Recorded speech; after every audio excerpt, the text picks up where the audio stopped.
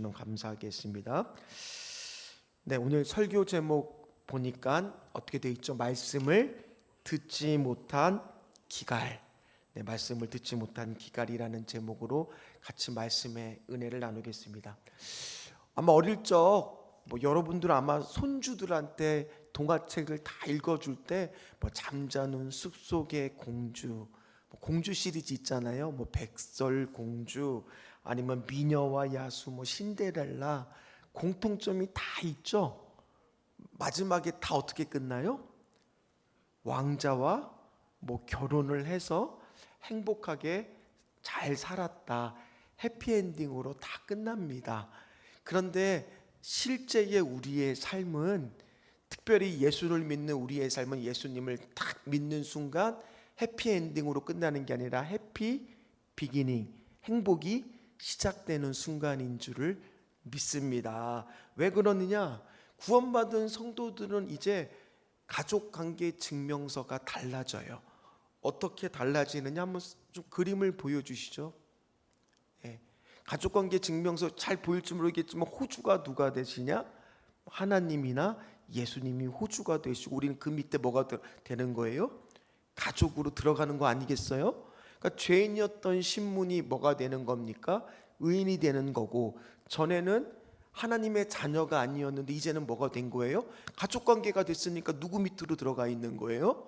하나님 밑에 있는 자녀가 되어 있는 거죠.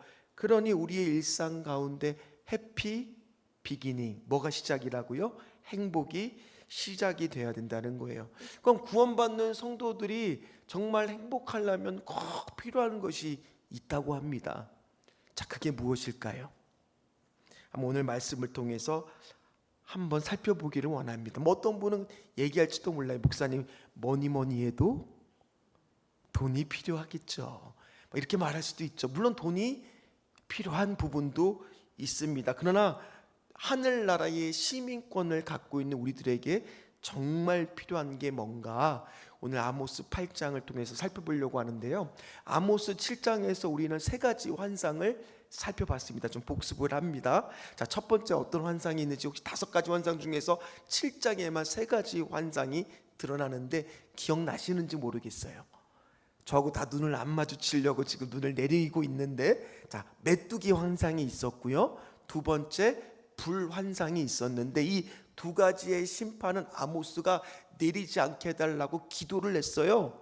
그래서 실제로 내리지 않았습니다. 그 다음에 세 번째 환상이 그 유명한 무슨 환상이에요? 다림줄. 아유, 그렇죠. 역시 우리 성도님들 실력이 있으세요.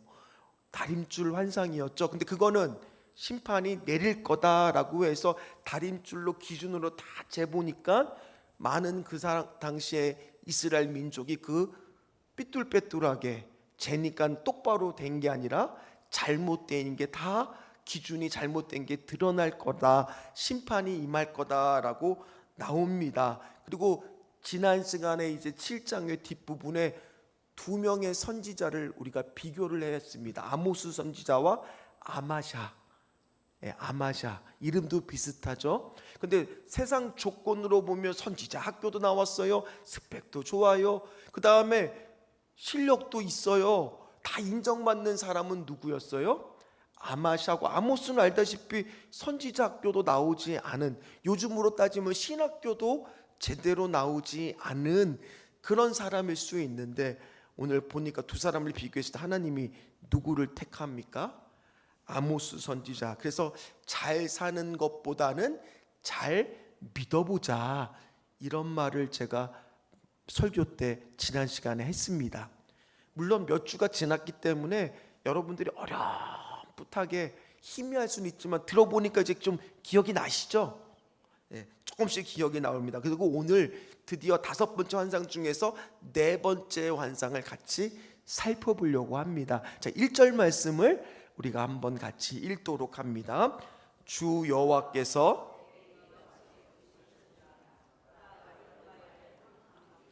자, 4번째 환상은 줄여서 여름 과일 한 광주리 환상이에요.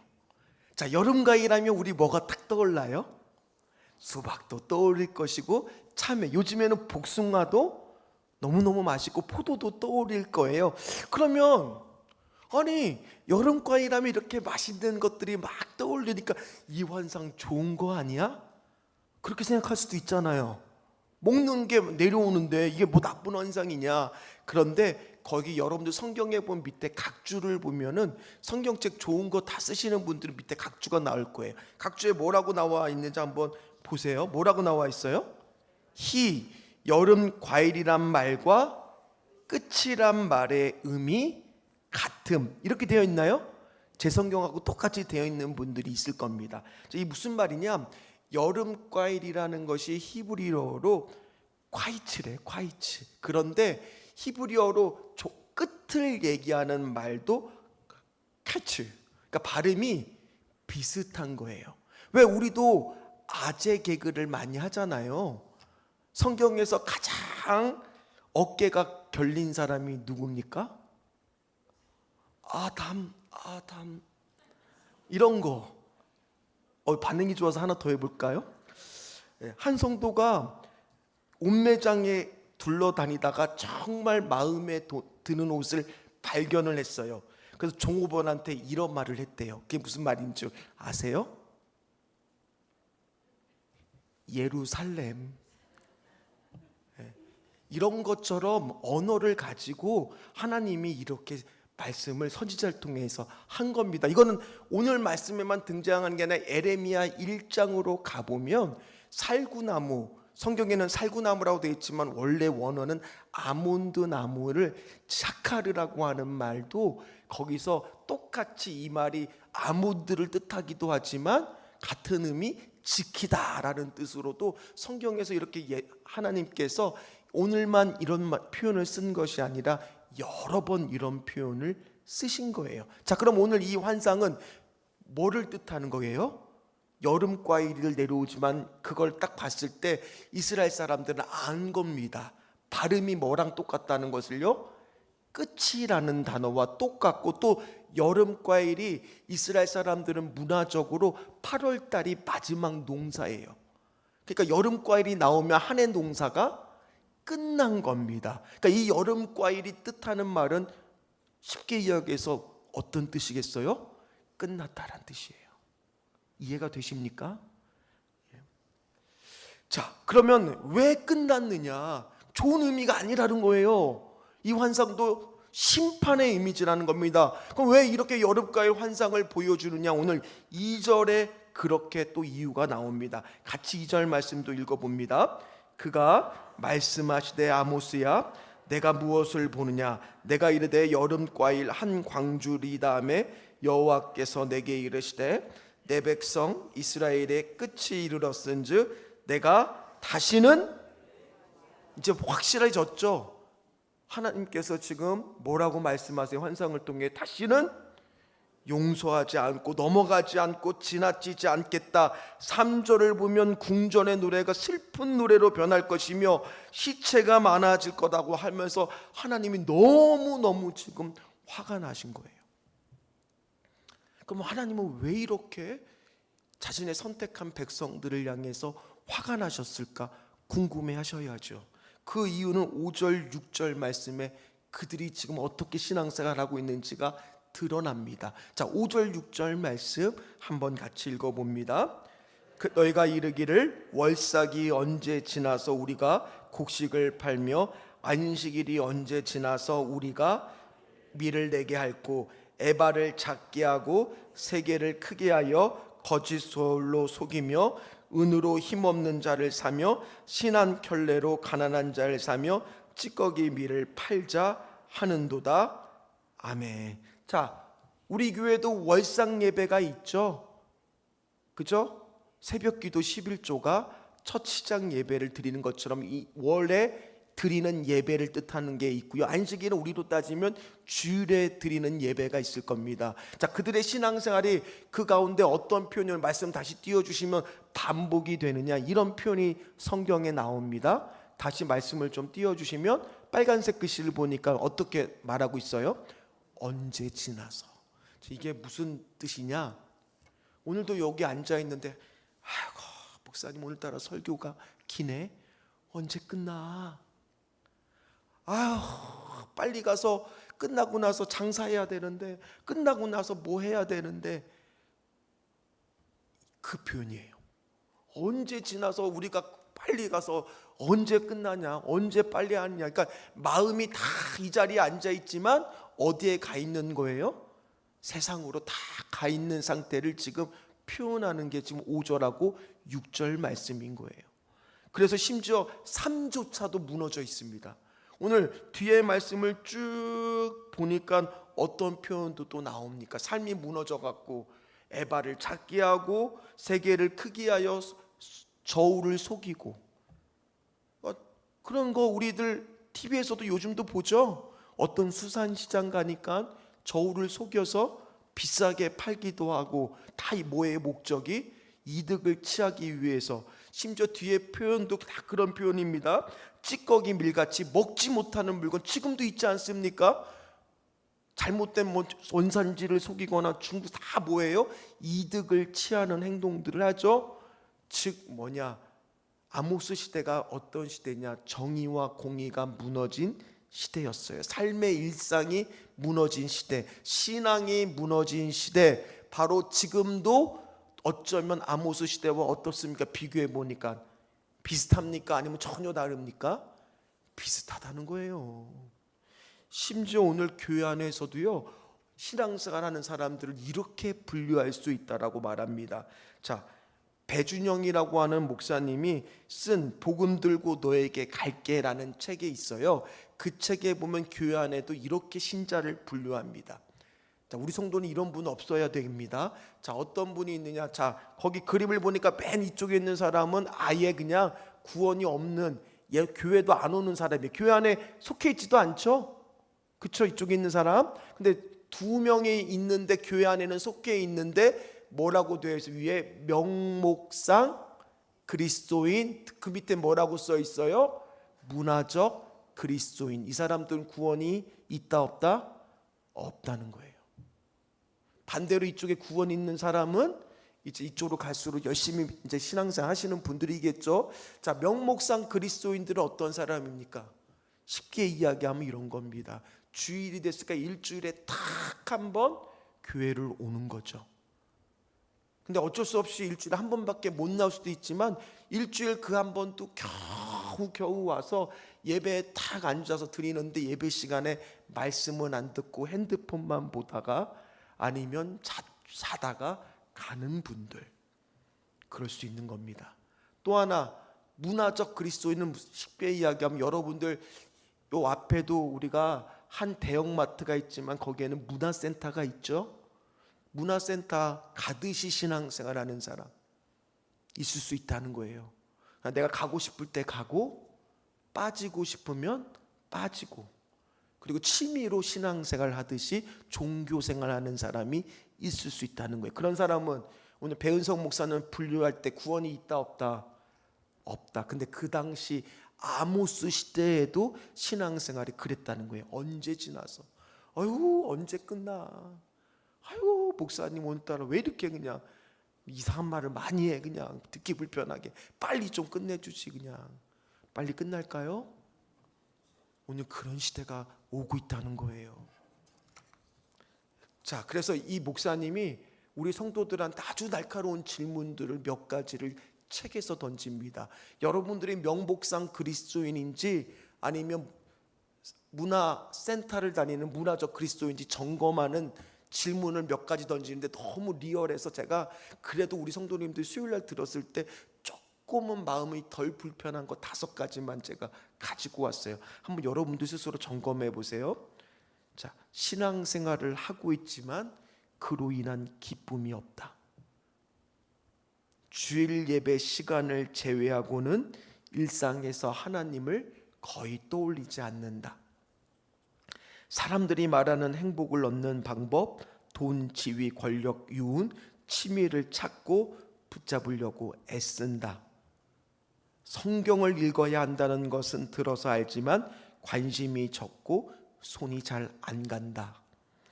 교회에서 직분자나 리더 또는 교사로 봉사하지만 기쁨이 아니라 일로 여겨질 때가 많다.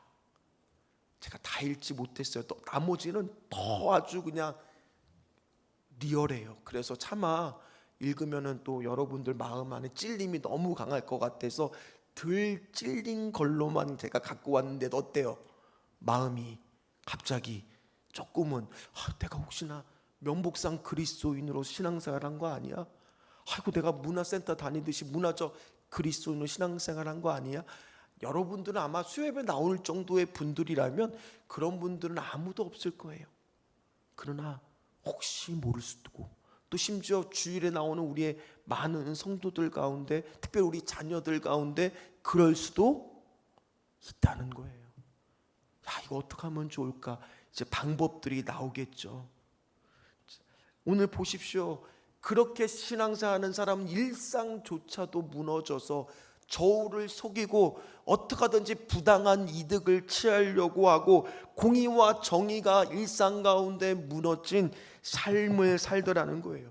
누군가의 생존권을 짓밟으면서도 내가 그 위에 올라가겠다고. 하나님은 그런 자들을 절대로 잃지 않겠다라고 말합니다. 그래서 이런 죄를 짓는데 어떻게 지진이 안 일어날 것이며 애통하지 않는데 온 땅 가운데 하나님이 왜 심판이 없을 거나. 그리고 하나님의 해를 오늘 말씀을 읽어보면 계속 그런 자연재해들이 나와요. 해를 대낮에 해서 캄캄하게 만들어 버리겠다라고 그 뒤에 말씀을 읽어보면 나옵니다. 그래서 제가 오늘 그 말씀을 띄워놓고 11절부터 읽은 겁니다. 우리들의 본성이요 다 정의와 공의를 위하는 것 같잖아요. 아닙니다. 우리들 본성 자체가 정의와 공의를 좋아하지 않습니다. 제가 지금 또 영상 하나를 준비했거든요. 잠깐 뒤에 좀 꺼주시고요. 자, 독재자 게임이라고 하는 게임인데 쉽게 얘기해서 10만 원을 모르는 사람한테 줄 겁니다. 근데 사람들한테 조건을 걸고 얘기할 거예요. 졸렸던 분은 이 영상 보고 잠 좀 깨십시오. 그래도 이 영상이 제법 재미있습니다. 인간의 심리 틀어주시면 제가 설명하면서 같이 보도록 하겠습니다. 자, 서울에서 유명한 분이에요. 뇌과학자로 유명한 정재승이라고 하는 분이 돈이란 무엇일까요? 실험을 합니다. 돈 앞에서 인간은 어떤 선택을 할까요? 만 저는 원짜리만 한 먹으면 가지 행복하죠. 게임을 해보려 합니다. 일종의 머니 게임이죠. 게임 참가자들은 현장에서 무작위로 선정됐습니다. 모두 처음 만난 사이입니다. 처음 만났어요. 게임의 룰은 매우 간단합니다. 10만 원을 두 분이 나눠 가지시는데 이거를 몇 대 몇으로 나눠 가지실지를 결정하시면 됩니다. 한 그 명은 비율을 결정하고 두 가지 한 선택권이 명은 있습니다. 받아들이는 쪽이에요. 그 비율이 마음에 든다고 생각하면 받아들이겠다 하시면 그 비율대로 그냥 진짜로 나눠 드릴 겁니다. 네. 그 비율이 적절하지 않다 라고 생각되면 거부하실 수 있습니다. 네, 거부하면 둘 다 못 받습니다. 저한테 다시 20만 원을 돌려주시는 겁니다. 어떤 상황인지 아시겠죠? 이해되셨습니까? 게임을 해보겠습니다. 자, 먼저 제가 10만 원을 드리는데 한번 세어보십시오. 10만 원이 맞는지. 돈만 세도 행복합니다. 그냥 10만 원 맞습니까? 몇 대 몇으로 나누시겠습니까? 비율만 5대5. 5대5로 나누고. 처음에는 자, 공평하게 그러면은 나누는 사람도 5만 원, 있죠. 5만 원이 되겠네요. 그 제안을 받아들이겠습니까? 안 받아들이겠습니까?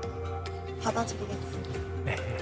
알겠습니다. 거절할 그럼 이유가 5대5로 없죠. 나눠서 이분이 나눠 가지시고 가져가시면 됩니다. 서로 5만 주머니에 원씩 넣으십시오. 생긴 거예요. 네. 이제 간단하죠? 5대5로 나누죠. 돈으로 나누겠습니다. 저는 5대5로. 네. 받아드리겠습니다. 네. 네. 네. 그러면 비율대로 나눠 가지시면 됩니다. 사람들은 상대방이 거부권이 있을 때 대체로 절반씩 나눴습니다. 주머니에 넣으십시오. 예상 가능한 선택이었죠. 눈치가 보인 거예요. 이번엔 게임의 룰을 바꿉니다. 이젠 상대방의 거부권이 없습니다. 상대방은 무조건 받아야 두 번째 되는 게임입니다. 두 번째 게임도 이제 10만 원으로 합니다. 이제는 거부권이 없습니다. 그냥 비율을 나눈 대로 그냥 받기만 해야 됩니다. 네. 자, 이 경우에는 몇 대 몇으로 나누시겠습니까? 혹시 게임은 이게 마지막이에요? 마지막 게임입니다. 아, 마지막 게임이에요? 네, 거부권이 없으시다고. 거부권 없습니다. 이 마지막 게임. 마지막 게임입니다. 몇 대 몇의 비율로 나누시겠습니까? 여러분들이라면 어떻게 할래요? 0대 10으로. 0대 10으로. 네. 뭐 거부권이 충분히 없으니까 내가 이해가 다 됩니다. 갖겠다는 자, 그러면은 10만 원, 0원. 네, 네. 제가 다 가는 거죠. 네. 그럼 10대 0의 비율로 나누겠다. 네. 그럼 다음 진짜? 전 이번에 그냥 5대 5로. 5대 5로 나누시겠습니다. 네, 10만 원 챙기시고 0원 주시고. 네, 게임이 끝났습니다. 0원. 네, 게임이 끝났습니다. 10대 0을 하셨습니다, 지금. 네. 그렇게 한 이유는 뭡니까? 이게 그 다음 번이 없고 끝나는 거기 때문에 제가 이제 가는 게 가장 그 합리적인 결정이지 않을까. 자기가 갖는 게 합리적이라고 얘기하죠. 마음은 이해가 가는데 저라면 그래도 5대 5로 나누지 않았을까. 이 상황에서도 네. 5대 5로 나누셨을 것 같아요. 어차피 자기가 번 수익도 아니고 그냥 떨어진 행운이니까 그렇죠. 그런 행운은 나눠 가지는 게 더 행복한 것 같아요. 네. 우선 첫 번째로는 그 상대방의 거절 권한이 없기 때문에 제가 정하면 제가 그대로 가지고 갈 수 있기 때문에 10대 0을 선택했고요. 두 번째로는 다음 게임이 없다는 얘기를 들었기 때문에 그 보복에 위험이 없기 때문에 저한테 가장 유리한 선택을 했습니다. 네. 설마 그러실까 하셨는데 네. 멋있으시다. 이제 가셔도 됩니다. 자, 여기까지만 볼게요. 이 게임은 예. 노벨 경제학상 수상자인 다니엘 카네만 굉장히 교수가 유명한 고안한 독재자 게임. 게임입니다. 독재자 게임이라고 하는. 자, 내가 컨트롤할 수 있다 상대를. 그랬을 때 사람의 심리는 뭐래요? 다 가지려고 한다는 거예요.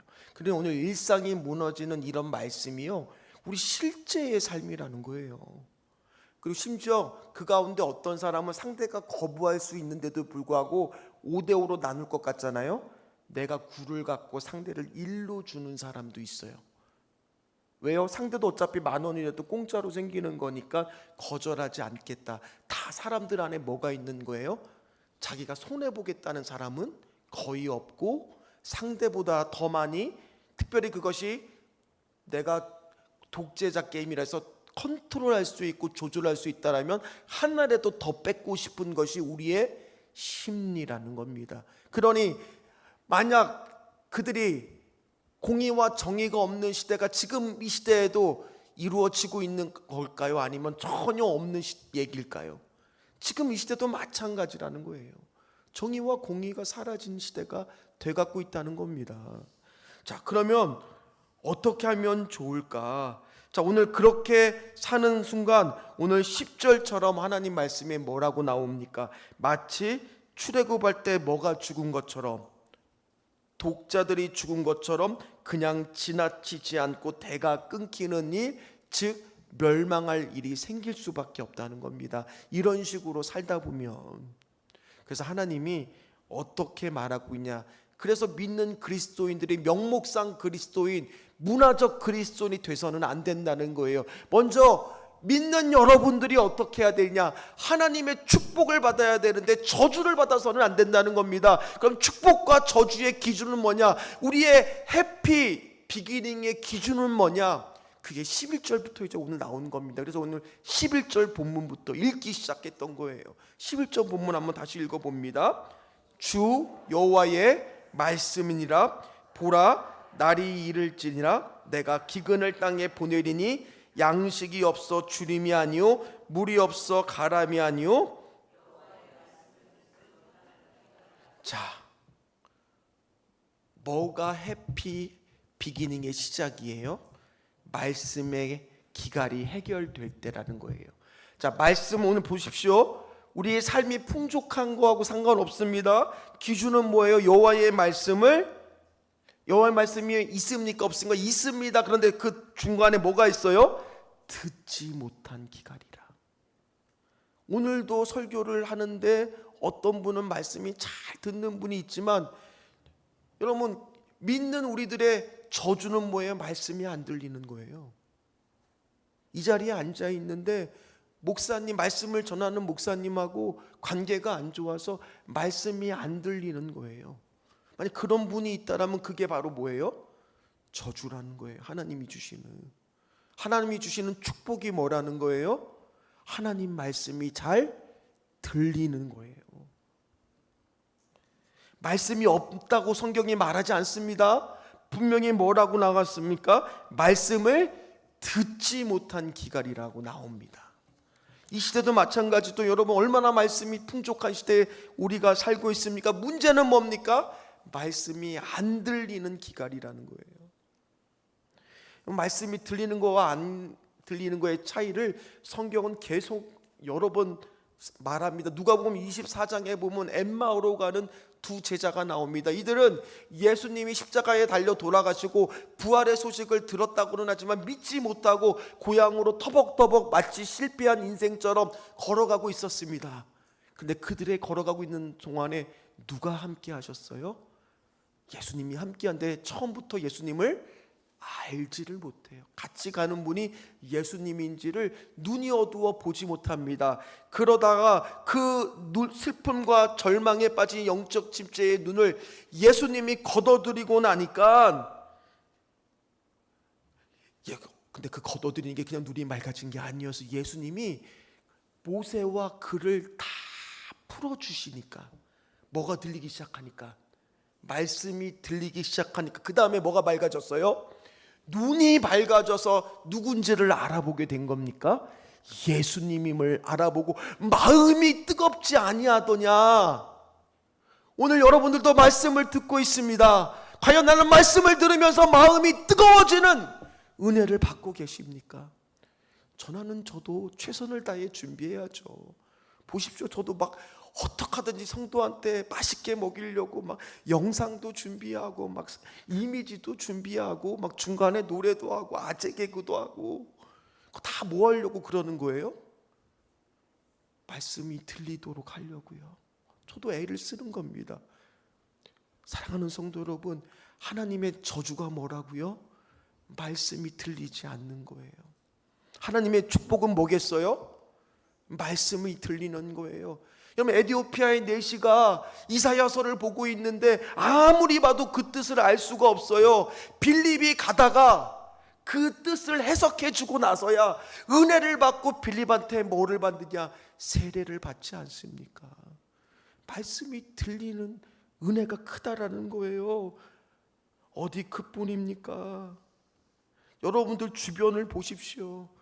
말씀이 잘 들리고 있는지 말씀이 안 들리고 있는지, 영적 목마름이 있는지 한번 보십시오. 말씀이 들리지 않는 신앙생활은 불쌍한 거예요. 저주받은 거예요. 사울 왕이 그랬어요. 사울 왕이요, 하나님 앞에서 범죄하죠. 그래서 두려움에 사로잡혀도 하나님이 말씀을 못 듣게 하시는 거예요. 저주를 받은 겁니다. 블레셋 군대가 이스라엘 쳐다옵니다. 사울은 두려움에 사로잡혀 아무리 하나님께 묻고 또 물어도 하나님이 사울 왕을 버리니까 말씀이 안 들리는 거예요. 성경에 보니까 인생의 가장 위급한 순간에 하나님은 꿈으로도 우림으로도 선지자로도 사울에게 대답하지 않았다는 표현이 나와요. 사무엘상 15장 23절 말씀을 한번 같이 읽어보도록 합니다.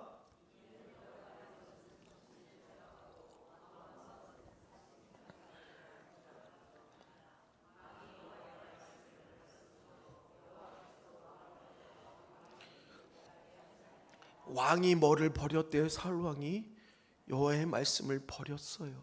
그러니 위급할 때 아무리 말씀, 주여 내가 위급합니다. 그동안 여러분들이 어떻게 신앙생활하냐, 내가 문화적 신앙생활 면목상 그리스도인에다가 위급한 순간이 오면 우리도 모르게 하나님 좀 살려주세요, 좀 살려주세요. 근데 하나님이 그때 뭐 할 수도 있다는 거예요? 침묵하실 수도 있다는 거예요. 말씀으로도 선지자로도 꿈으로도 뭐 하나 알려주지 못하니까 사울 왕도 답답하니까 찾은 방법이 뭐였느냐? 신돌산에 무당을 찾아간 거예요. 엔돌에 신접한 여인을 찾아간 거예요. 가서 물은 거예요. 이런 말씀이 들리지 않는 것이 하나님 믿는 사람들한테 가장 무서운 심판이에요. 여러분들은 어떻습니까? 여러분들은 지금 말씀이 잘 들리시고 계십니까? 하나님이 그대로 영적인 기갈로 두면요, 그저 영적으로 늘 채워지지 않아 배고파서 힘들어하는 겁니다. 오늘 말씀을 보니까 그래서 말씀을 찾으려고 저쪽으로 가고 북쪽으로 가고 남쪽으로 가고 동쪽으로 비틀거리며 아무리 구하려고 다녀도 오늘 말씀에 보니까 찾지 못하더라. 지난 시간에 얼마 전이었죠. 우리 청년들이 수련회를 갔다 와서 간증을 했습니다. 저는 간증 영상을 우리 홈페이지와 유튜브에 올려놨어요. 특별히 유튜브 영상을 찾아보시면 왜 저는 그 간증이 은혜가 됐느냐, 우리 청년들이 단순하게 감정으로만 간증한 게 아니라 꼭 간증을 할 때 뭐를 넣는지 혹시 여러분들 이렇게 보셨어요? 첫째 날 말씀에 이래서 이 말씀을 붙들었습니다. 둘째 날 이렇게 해서 말씀을 붙들고 기도했습니다. 저 이게 너무너무 좋았어요. 단순하게 그냥 느껴졌던 감정으로 간증을 했던 게 아니라 뭘로요? 말씀을 붙들고 간증을 했다라는 거예요. 사랑하는 성도 여러분, 말씀이 잘 들리는 축복을 받는 분들 되시기를 주의 이름으로 축원합니다. 거기에 찔림도 느낄 때 그것도 은혜인 거예요. 그걸 내가 깨닫게 되는 것도 축복인 거예요. 하나님 백성의 행복 시작은 말씀이 잘 들릴 때. 그럼 말씀이 안 들리면 뭐 하셔야 돼요? 긴장을 가지고 위기감을 느끼셔야 돼요. 내가 왜 말씀이 들리지 않을까? 김건준 목사님이 설교를 너무 못하니까 열심히 하겠습니다. 그것만 이유가 있겠습니까?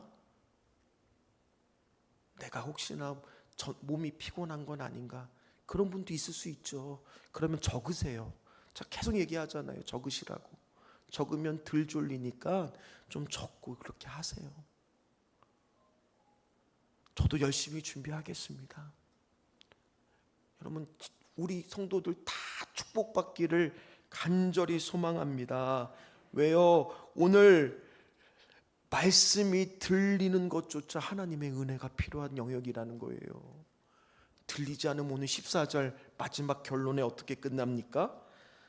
나중에 사람은 엎드리고 다시는 일어나지 못하리라. 다시 일어나지 못하는 그런 신앙생활 하지 않기를 간절히 주의 이름으로 축원합니다. 여기 계신 분들은 특별히 신앙생활을 다 오래 하신 분들입니다. 근데 그 당시 이스라엘 사람들도 똑같았어요. 그들도 오랫동안 하나님의 선택된 백성으로 신앙생활을 했었고, 자, 우상만 섬겼던 게 아니라 모두 다 섬겼어요. 월상 예배도 드렸고 안식일이 되면 다 그들 나름대로 예배를 드렸습니다. 그러나 무너진 게 뭐예요? 일상 가운데 주어지는 하나님의 말씀이 안 들렸던 거예요. 그저 일주일에 한 번 언제 끝나나 그냥 한 번 갔다 오고 도장 찍고 오면은 문화센터 갔다 오시지 끝나는 신앙생활, 그 결과가 결국에는 다시는 일어나지 못하리라.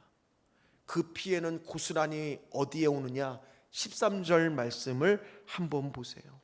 같이 한번 13절 말씀 읽어볼까요?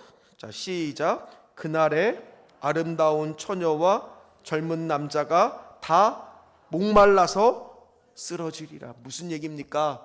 결국에는 부모 세대가 신앙생활을 잘하지 못하면 고스란히 말씀이 들리지 않는 기갈의 신앙생활을 하다 보면 그 피해가 고스란히 어디로 오느냐? 다음 세대한테 온다라는 거예요. 신전주교회 다음 세대가 죽고 안 죽고는 다음 세대에 달려있는 게 아니라 누구한테 달려있다고요? 부모 세대한테 달려있다고요. 기성 세대들한테 달려있다고요. 저기 있는 저 청년들 말씀이 잘 들려야 됩니다. 믿습니까?